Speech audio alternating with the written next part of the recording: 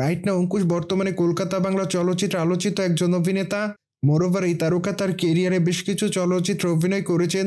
সেখানে অবশ্য তার অভিনয় তার অনুরাগীদের কাছে ভালো লেগেছে। মোরওভার এই জন্য অবশ্য অতি অল্প সময় দর্শকদের মাঝে নজরে আসেন এই তারকা।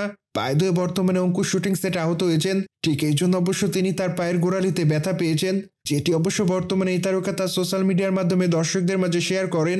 মূলত বর্তমানে এই তারকা মির্জা চলচ্চিত্রের অ্যাকশন দৃশ্যের শুটিংয়ের কাজ করতে গিয়ে আহত হন।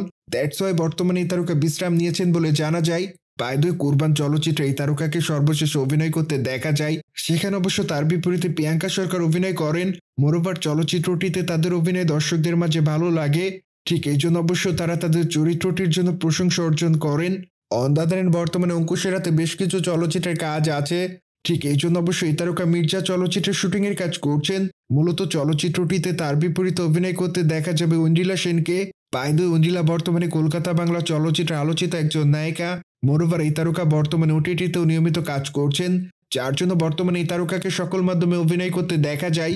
মোরওভার এই নায়িকাকে প্রতিনিয়ত সোশ্যাল মিডিয়ায় দেখা যায়, কিন্তু মাঝে মাঝে লাস্যময়ী রূপে ক্যামেরার সামনে ধরা দেয়। কিন্তু যা কলকাতা বাংলার এই নায়িকা সেভাবে গ্রহণ করে না সে সকল সমালোচনাকে। সুতরাং যাক জেনে তো নিলেন, টলিগঞ্জের নায়ক অঙ্কুশ হাজরা বর্তমানে শুটিং সেটে আহত হয়েছেন।